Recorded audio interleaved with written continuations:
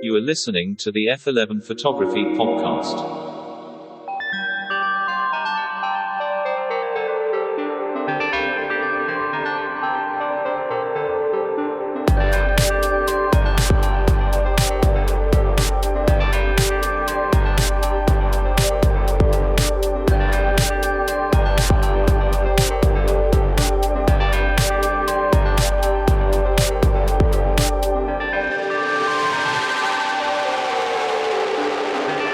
To the chasers of light, to the purveyors of pictures, to all of you listening from around the world, welcome to the F11 Photography Podcast.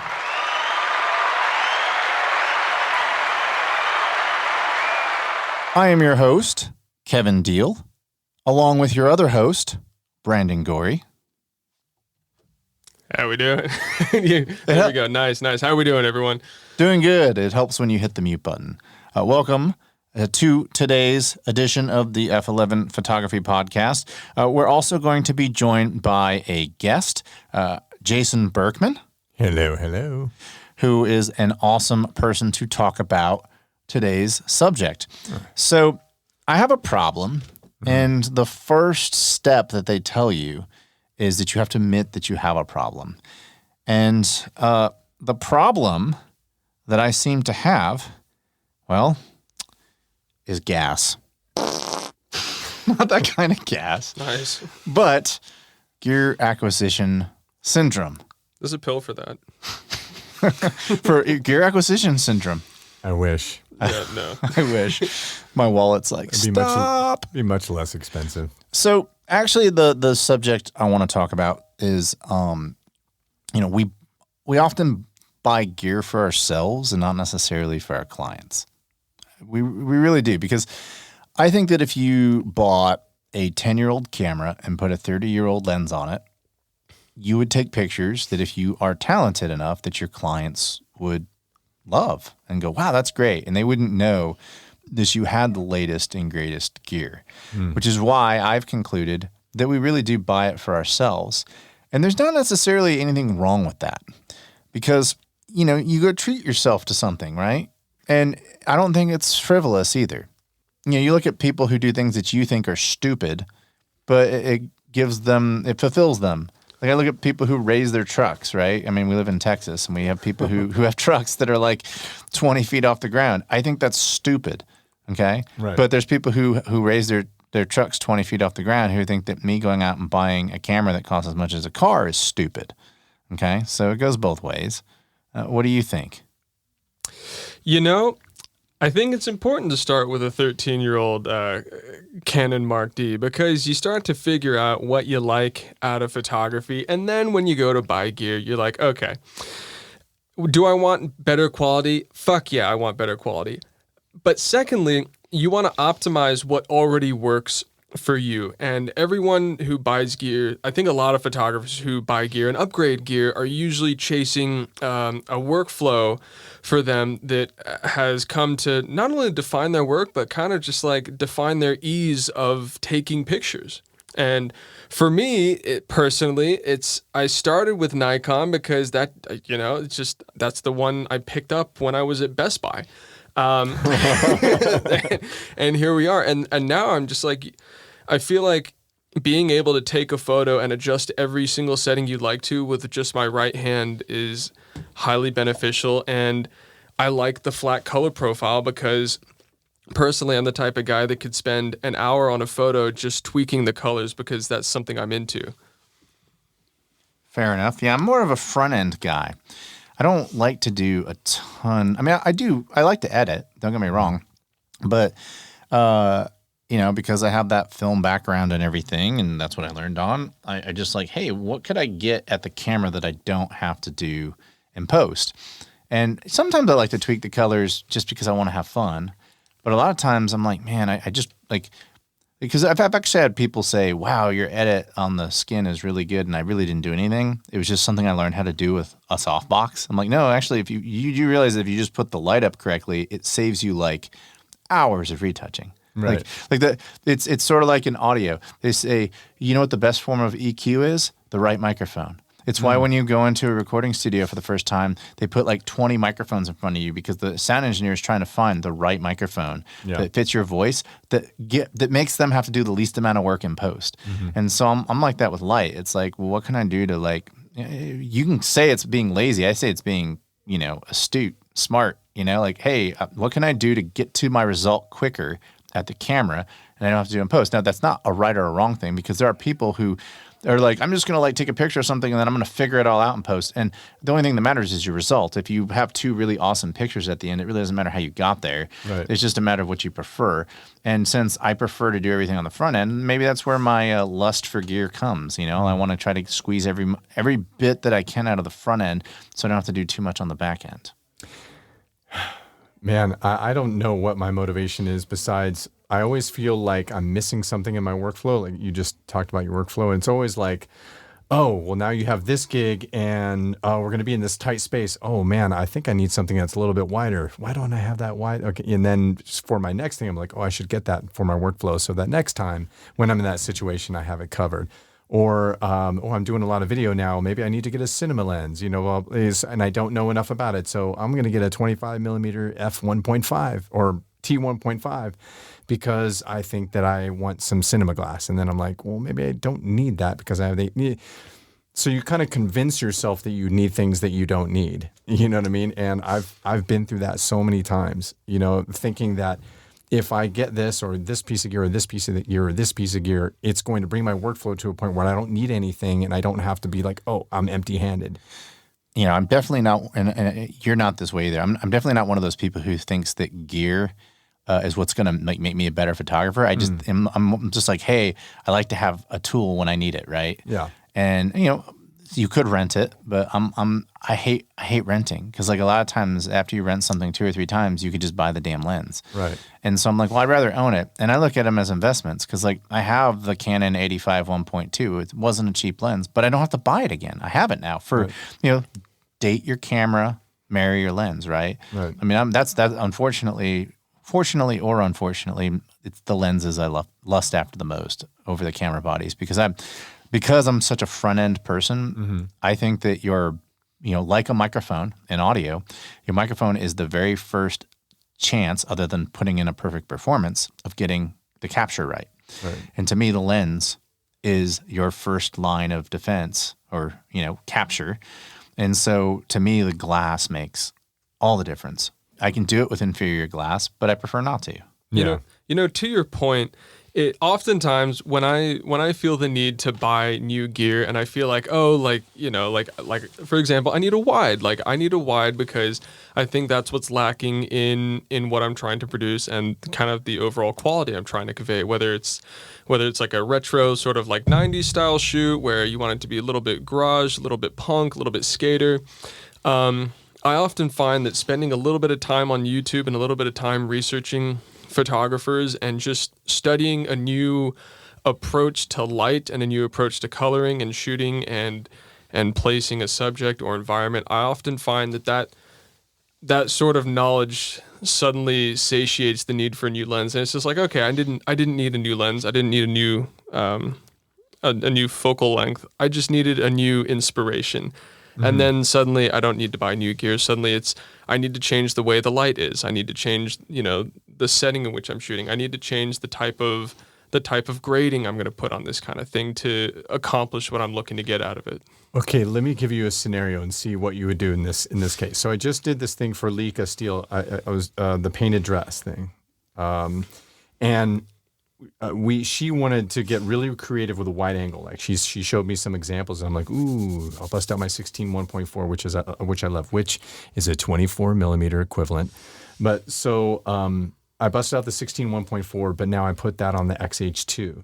XH2, it's not as responsive as some of the newer lenses, the newer linear motor lenses, and with that, it worked well, but there were some shots where it didn't track the eye, and there was a little bit fuzzy, and it didn't work as well as I wanted it to. In this case, would you upgrade to a newer lens, like let's say a 16 to 55, which actually would work a lot better. It has a much more powerful motor and stuff like that in order to get that 16 millimeter focal length if you wanted to do a lot more stuff that's like wide angle.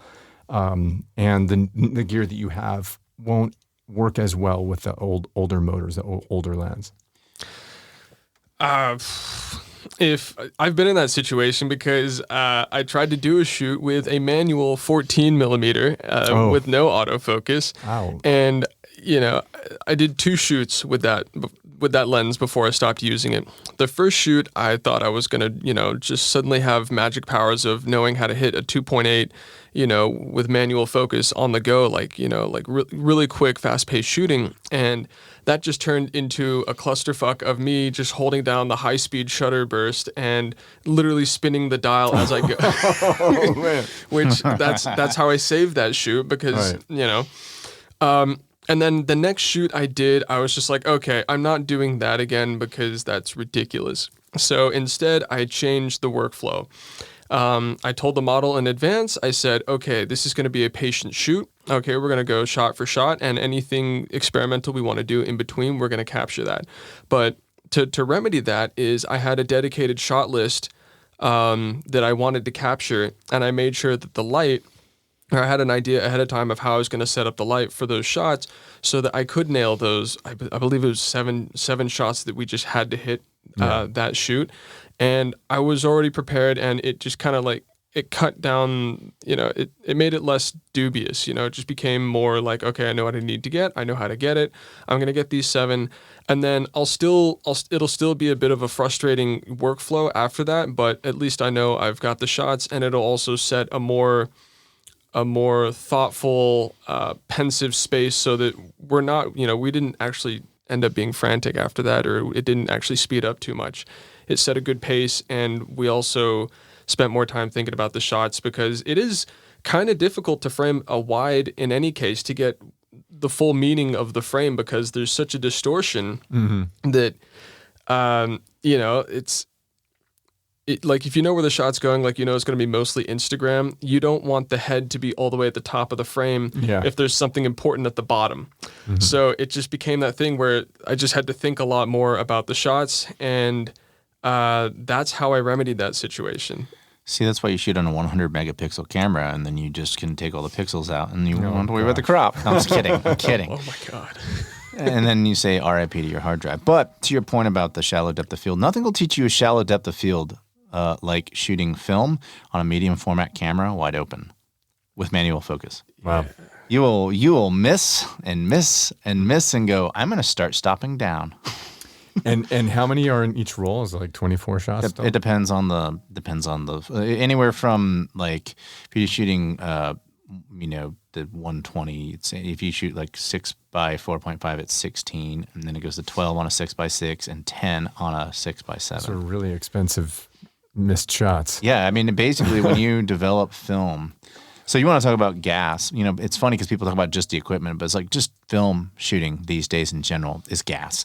Because when you take a roll of, if you take Portra 800, it's $70 for 5 rolls. So that's like, what, $15, $16, $17 a roll. And then you take that and you divide that by 10 if you're shooting 6 by 7, that's $1.70 for the film. Right. You still have to pay somebody to develop it, which could be upwards of $10. Yeah, that's. And with the scan, like some of the places around here who do the film, the scan as well, it'll be a $20 service. They digitize so, it. Right. Yeah, so you're paying 20, plus 17, so that's $37 to take 10 pictures. And by the way, what I was telling you about, like, oh, you're going to shoot at f3.5 on a 180 millimeter, which. Back to the math, it's basically an 85 millimeter portrait lens. And when you shoot that at 3.5, you actually have to go to, it's actually shooting at about like 2.8 or 2.5, somewhere in there on a depth of field. So it's really easy to miss if you're doing a headshot. Like you want both the eyes in focus, take 3 or 4 steps back and stop down to like f4 at least. You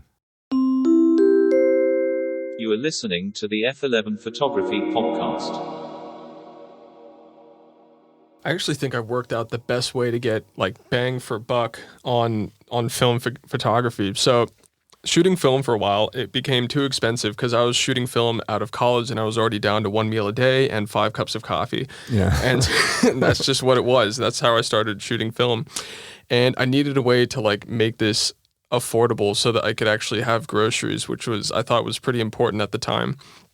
And so what I did was, instead of shelling out $500 to $1,000 on a nice, medium format, because I would usually get the mint because I don't trust resellers too much. What I did was I got a near mint Nikon F5, just the body, which is super cheap. It was about $350, and it's got a full working motor, and it's got all the bells and whistles and autofocus and everything. And I paired that with a second generation. Well, you know how like Sigma's got their art series? Well, before that series, it was the DG HSM. And I got a 50mm 1.4 DG HSM for about $200 on eBay. And I still use it to this day. And the autofocus motor on the Nikon F5 with that lens, which is super sharp, and it's a lot of glass, it makes it so that the quality that I would get on 35mm is high enough to print at a decent scale. It scans super well because it's so crisp, and I'm getting 36 shots instead of the 16 to 9 on medium format. And that's how that was the most affordable way I could shoot film. And I still shoot film that way, because if someone wants to do a film shoot and it's for a promotional thing, whether it's a DJ or modeling agency, book filling, basically like portfolio building, that's how I would get the shots, because I'm not going to go spend, $70, $80 on film before even developing it, just to get, 1 to 10 shots if I'm lucky, where I can really just nail the autofocus on everything. The metering on the Nikon F5 is fantastic, and the quality is there like 100% of the time. Mm-hmm. So that's kind of just the way I've economized shooting film. And then like if I want to go and shoot medium format and I want that gorgeous rendering of space that it offers, then I'll go and splurge. But that's pretty much only if like the client's covering all the film head to toe. Yeah, I charge quite a bit when I add film to a shoot, just because the time more than anything. Because it's like, okay, yeah, I already explained those costs, but then I got to develop it myself, and it takes me an hour, and then it has to hang up overnight and dry out and all that. So I'll charge like $100 a roll or something sometimes, like for film, because it's just the amount of effort I have to put into it. Assuming everything turns out, I shoot 2 rolls to be safe. But so do you guys both shoot digital and film at the same time, or you kind of do one or the other? I do. I test on digital and finish on film, and sometimes I like my digital shots better, so I'm made the best shot win. Yeah, a lot of my shoots are pretty goal oriented. If I know I'm going for a certain look, that's pretty much what determines film versus digital. Like if I'm shooting a look and I know that there's going to be some pretty heavy color grading to achieve the look I want, because like I said earlier, like I love color grading. Then I'll shoot it on digital because I know I've got the bandwidth of pixel data to manipulate. But if I know that I want a true to color stock on film, and that's the way I want the shoot to be, and I don't want it to be hyper manipulated, I'll 100% go with film, because the color rendering on film is almost impossible to match digitally anyways. And basically what I mean by that, and I might be beating a dead horse here, but a digital sensor will, because of the way that the white balance works, it will always color cast your images, where each individual colors, your reds, blues, and greens, they won't be their individual color type, because it's a sensor determining all the colors kind of relative to each other in its own cast.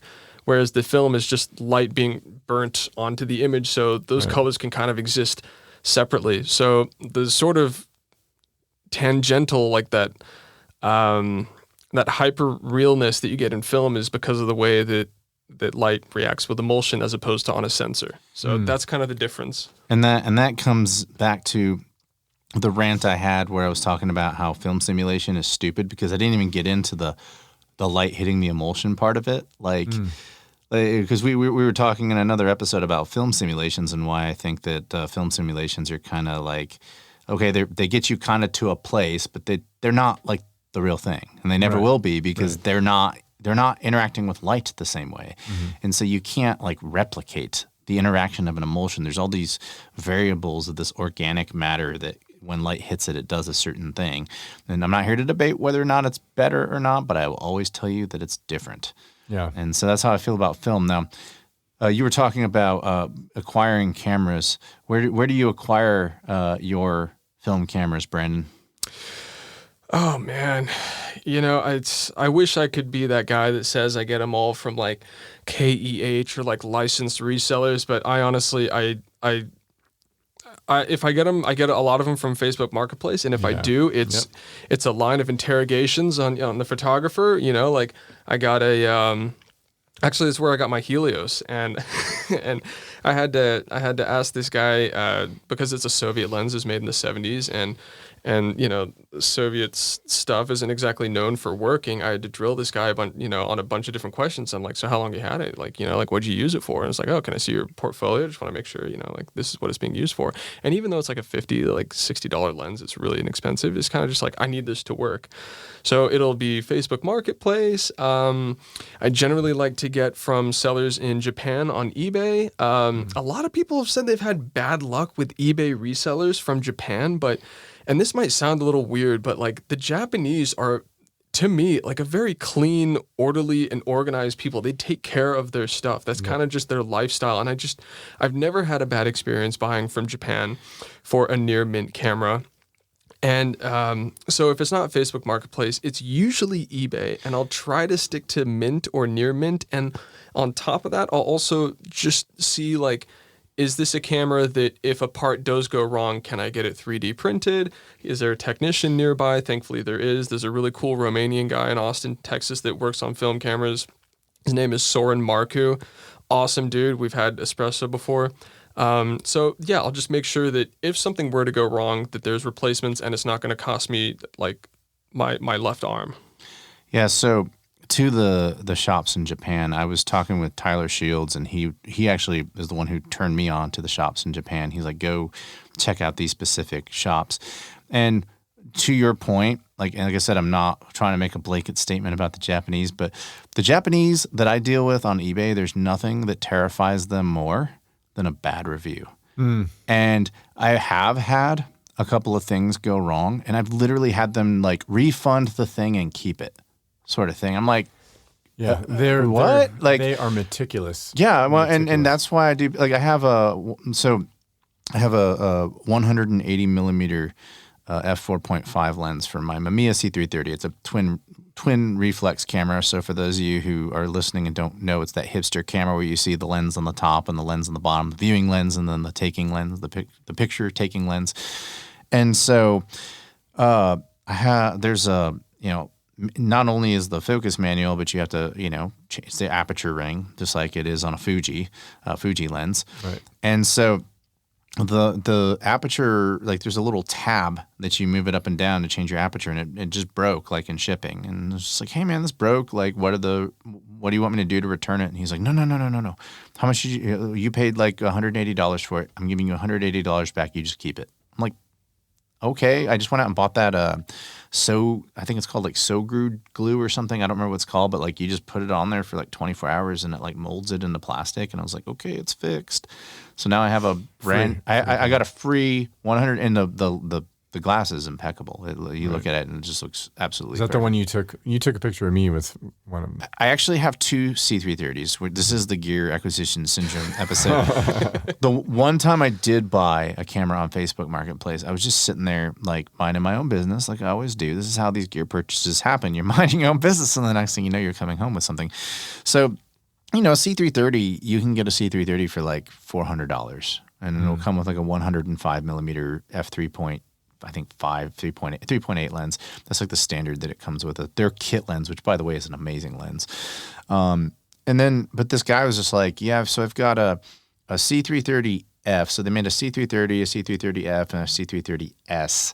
And the F is a slightly newer model. I have the one I took a picture of you on is my regular old school C330.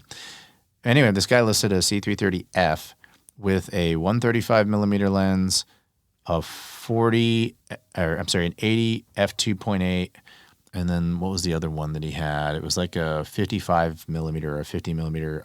It was three lenses, all with leaf shutters.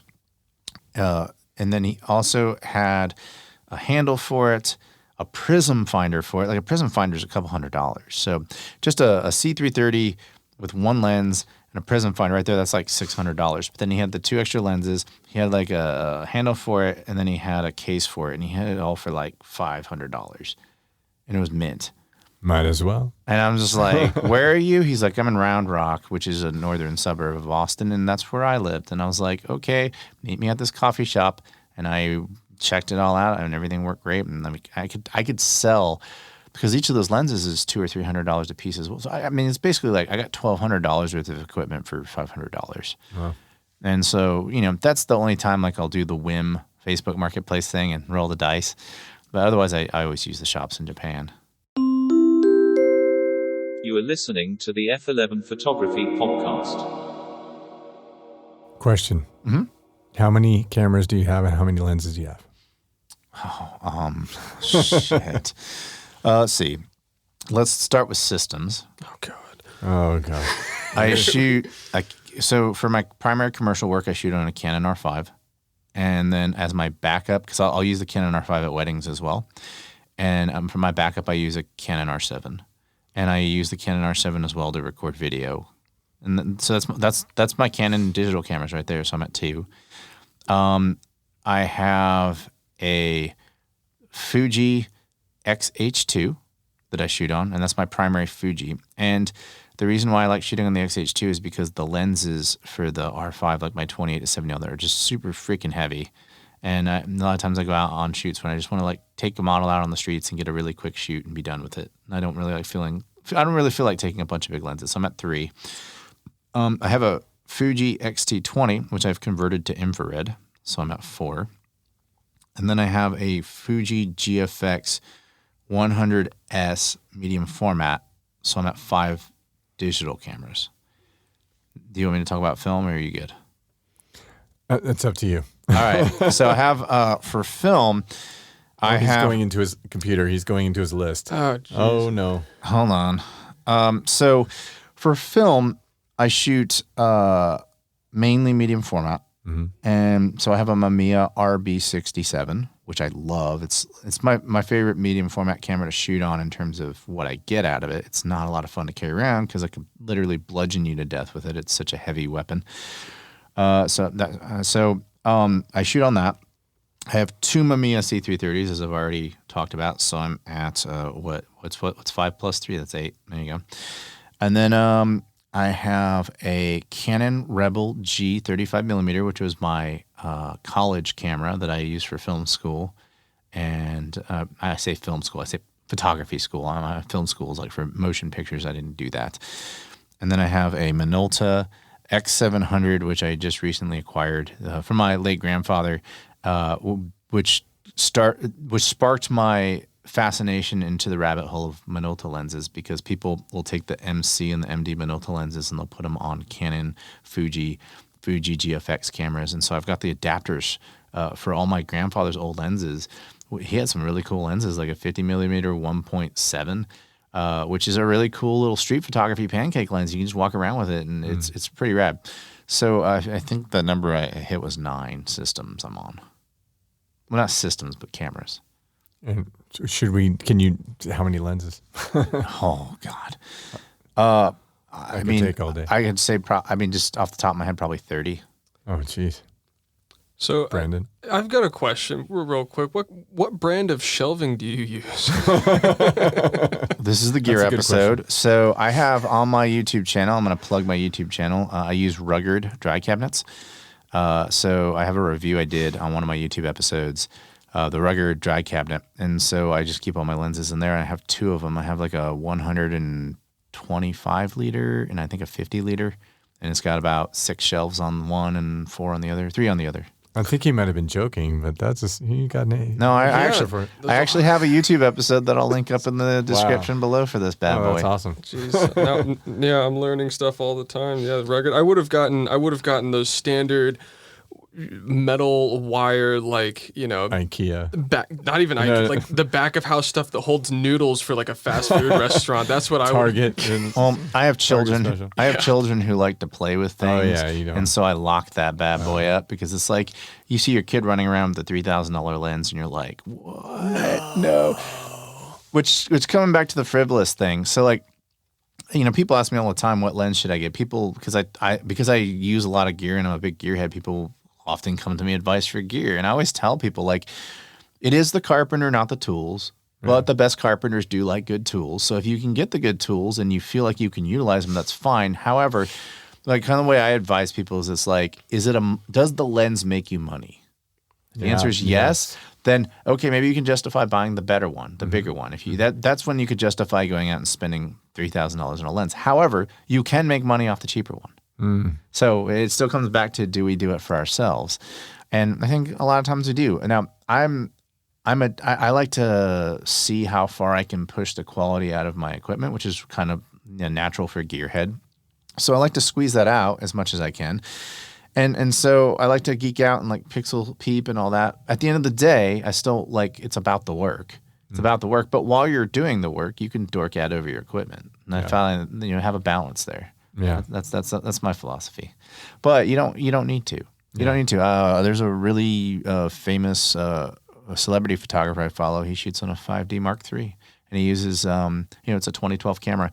And he uses, like the 30-year-old 85 millimeter 1.2 that's super slow and super soft, and the celebrities who book his ass don't seem to care. So that's the other thing that you can always say is, well, did people used to take good pictures 30, 40 years ago? Yeah. It's like, well, then the gear that existed 30 or 40 years ago works. And it's not even about having the latest or greatest, because I shoot on the old cameras. I love it. Like I said, I dork out about it. If I had room for it, I don't have room for it, I'd shoot on a large format, film camera. Right. But I don't have room for it. But my buddy Andy, who lives out in Los Angeles, I probably will have him on an episode.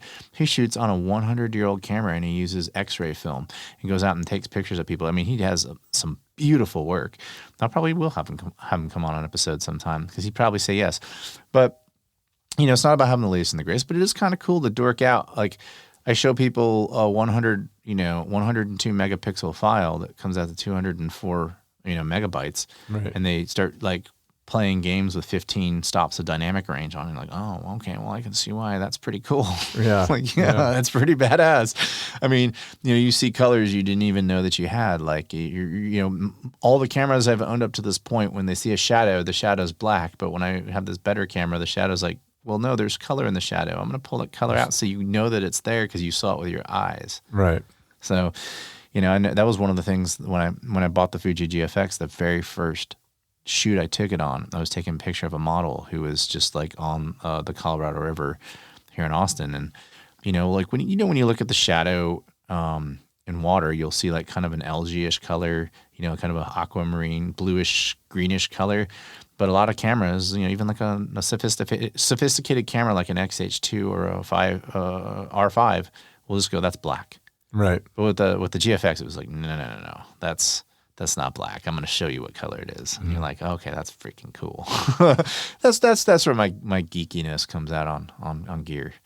So, but at the end of the day, you still need to like make good, material with it. Right.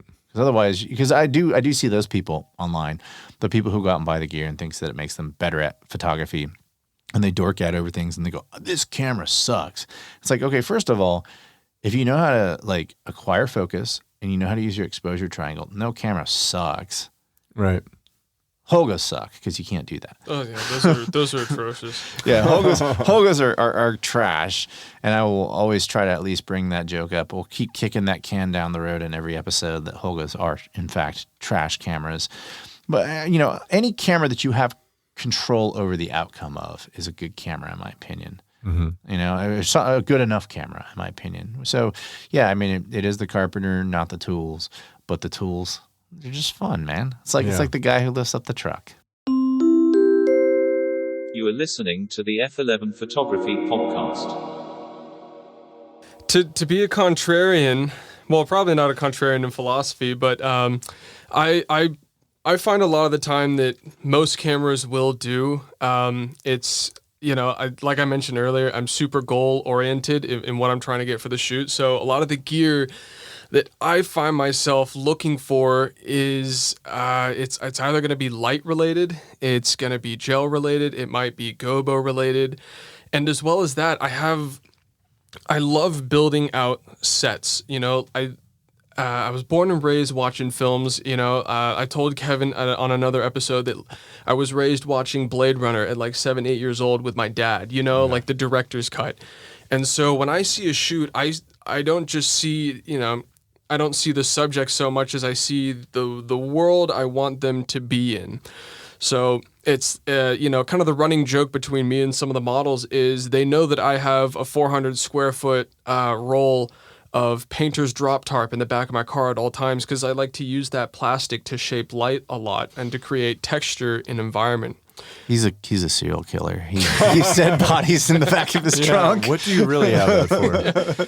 Yeah, and I have OxyClean conveniently right next to it. Oh, jeez. His real name is Dexter. Go ahead. So, in terms of the gear, I have I sell as I buy, to be quite honest. So I did have a Nikon D750 that I recently got rid of for a Nikon Z6.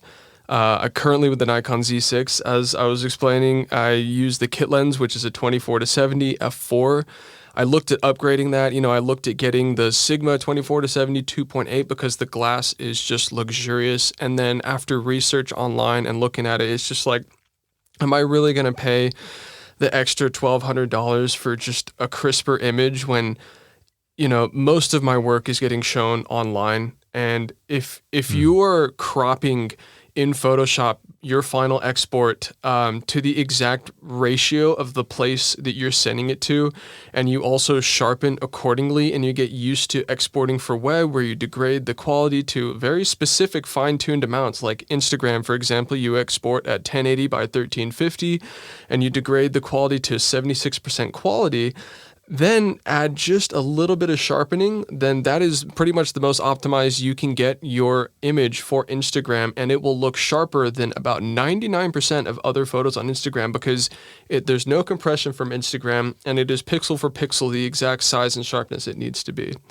So in terms of getting sharper gear and better gear, if I knew I was going to be, if I had a ridiculous amount of clients and I had a ridiculous amount of disposable income to where it didn't matter and it was just kind of like fun for me kind of thing, I'd do it. But in terms of what I need to accomplish with what I see on a shoot per shoot basis, I spend I also have an 85 1.8 Viltrox lens for the Nikon just because I wanted to experiment with compression because I thought that's something that would be cool to add to the portfolio. I have that for Fuji, the 85 1.8. The Viltrox? Yeah, Viltrox, yeah. It kills. Nice lens. Viltrox makes great stuff. Beautiful. It kills. The autofocus doesn't exactly line up, but that might be a Nikon exclusive problem because Nikon is the way that it is. But no, I spend a lot of my gear money on lights, on props, on getting to specific locations, like renting out movie theaters or making sure I can get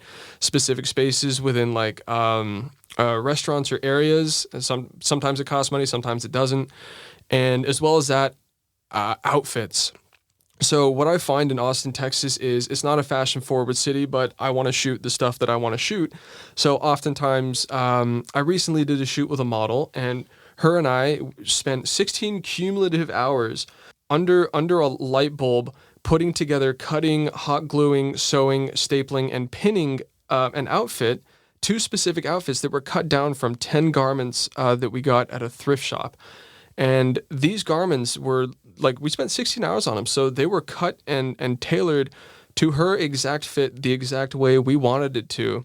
And so it's not high quality, there's hot glue between the stitches and everything, but it looks super high quality and it fits for the location that we wanted to do. So we woke up early, and in the morning light, we brought her over to shoot at the dam, the local dam in Austin, Texas, and the water's low right now. So there's this limestone kind of moon rock leading up to a 60 to 70 foot just concrete, dam, this superstructure is what it looks like when you're standing at the bottom of it. And we shot her in these sort of apocalyptic thrifted outfits of multiple textures that were fitted to her body in nice fitted form. And that's what I'll spend my money on. And if I needed a strobe for that situation, if that was what was going to happen, then I'd need to buy another strobe, and I'd need to get the modifiers and stuff like that. But I know that shooting with a Nikon Z6, shooting with a Nikon Z9 isn't going to make the shot better, because there's so much more going on in front of the camera that I need to worry about than the actual quality of the photo itself. I don't think that was too contrarian. I agree with you. So yeah, I think you should spend money on sets 100%. That's something that early on I had to figure out. But like I went and bought a frame the other day for a shoot I did. I returned it, but I haven't had a lot of experience doing sets. I don't have a lot of space, so I mean I have a studio in my studio apartment. Basically, I have a gray backdrop, and I color it with different colors. Basically, that's it. But mostly, that's my space. Yeah, I mean, it all depends on what you're trying to achieve. Like if you're shooting like a Target look or something for the Gap or something, and they just want a white backdrop, that works, right? Just do but if you want to build an entire set and tell a story without going out into an environment, like if you're on a studio, you gotta find some things, put in the studio. And, if you're trying to tell some sort of a visual story, like you're cutting up clothing and gluing it and all that. Yeah. I mean, you got to put effort into that as well. So that is important. I agree. I think that at the end of the day, if your goal is to get the result, yes, the gear matters sometimes. I mean, and the gear matters in that it has to achieve your objective. I agree with Brandon on that. Like, but all else is equal, you got all your other tail end stuff done, and you're like, well, I could get the nicer lens and I can afford it. Okay, well then treat yourself. That's more of my philosophy on that. But I also am into I'm kind of like you, and that I may need this tool for this one job one day. But I do also have a kind of a rule of I haven't used a lens in 6 months or something, I sell it. So I've got 13 lenses. And I don't need 13 lenses. Nice. I need to start selling some. I just don't need them. But then I'll do something stupid like lend my 35 millimeter, my 50 millimeter equivalent to my brother. What's I thinking? That is a really great. So we did a shootout. I've been pretty big into Canon most of my photography life, and I started to like Fuji, and so but I was like, it came back to my philosophy of if it's not a moneymaker lens for you, you don't spend as much, right? So. Fuji Sigma came out with some lenses for Fuji last year. Yeah. And I was like, well, Sigma makes great lenses, but that's their art series I'm thinking of. They have a series below it called their contemporary series. And so I was like, well, it's their contemporary series, but it's going up against Fuji's, at the time, their best glass, their best 50 millimeter equivalent, their best 85 millimeter equivalent. And so I was like, well, Jason owns the lenses, the Fuji versions. I'm going to go buy the Sigma lenses and we're going to shoot them out. And I will say that even though I think that the 85 millimeter equivalent I think was better than the 85 millimeter equivalent on the Fuji, the 35 you speak of was better than the Sigma. I mean, that lens has flaws, but that's what makes that lens so good. And it has like this character to it that's just amazing. So you never know. I may end up with one day if I get a little more gas. Yeah, I need to sell lenses, but it's also because they're lenses. But like I said, it is like I said, marry the lens, date the body. Like I'm not like people are like, oh, you shoot on an R5. I'm like, yeah, I shoot on an R5. Like, but whatever, I could shoot on an R6. I'm way more into the glass, into the glass. Like that's the one piece of gear I will geek out over the most is the glass. Well, I do have 2 cameras that I need to sell though. Which you have a what are they? XT. So I have the XT3, which I didn't want to sell because it's my first Fuji and I love it. And it's a beautiful camera. It's an amazing camera. And it's like I've done so much with it. So the XT3, then I got the XH1 sold that. I got the XS10 sold that. I have the XE3 because I wanted the smaller form factor, but it has a 24 megapixel sensor in it. But I really kind of fell in love with the XE4. So I bought the XE4. So now I have the XE3 and the XE4. The XE4 is just, it's a spectacular little camera. That's what I work with every day. Is XH2 and the XE4. And the XE4 is just regular X mount. It's just compatible with all lenses. But tiny. And stop making me try to buy another camera. The XE4 is great. It's a great little camera. So I now have an XE3. It's beautiful. It's in great condition. It's just sitting there doing nothing. I actually took a step in the right direction because I'm the type of person I hold on to my camera bodies and lenses. I actually sold a camera body. Wow, I'm impressed. I sold the XS10, and here's why. Oh God. Here's why I sold that camera. I don't, because I have an XH2. I sold it for the XH2. Yeah, it's like everything the XS10 wasn't, the XH2 was. Yes. Except it was a hair bigger, but not much. So I ended up selling the XS10. And the biggest thing that he wouldn't have had a problem with it because he's a Nikon shooter, but the shutter speed and the aperture were flipped backwards. Yeah. So it's for Nikon users and not Canon users, which wouldn't be a big deal if it was like every other Fuji camera, like my X-T20, where I could flip it the other way. But for whatever reason, because they decided to market that camera to like YouTubers and stuff, like, well, you don't need to be able to customize. They totally handicapped the camera, and I was like, well, if I can't like put my finger where I need it to be for my shutter speed, I have to get rid of this. And so I got rid of it for the XH2, which I'm not regretting at all. No, the XH2 is amazing. I'm sitting right next to it. It's a killer camera. So. But if you were to take the XS10 and the XE4 side by side, the XS10 is a much, much better camera. Just overall, XE4. All the bells and whistles. Yeah, but the XE4, and I'm sure I don't know if like Brandon doesn't care. You don't care about the sexiness of the camera, the feel of the camera, or if it motivates you to go out and shoot with it. Like I don't know. That's why I got the Z6 and tossed the D750, because the D750, as a legendary workhorse in the Nikon world, it is indeed a home defense weapon. You know, it's a very who needs hollow points when you've got a D750 body? Very true. Very true. That's awesome. I think that we have wasted enough of y'all's time. I'm from Texas. I say y'all. Yeah. I think we've had a pretty good discussion today about gear. I think the takeaway is it depends on who you are and what's important to you and what your end goals are.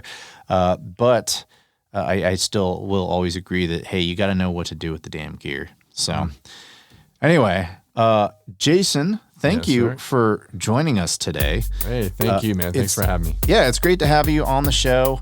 You join us on the next episode. We'll be doing an interview with Jordan Groby, who is a photographer, an event photographer in the Washington, D.C. area. It'll be great to have him on the show. And until next time, we appreciate you all very much. And chase light, not algorithms.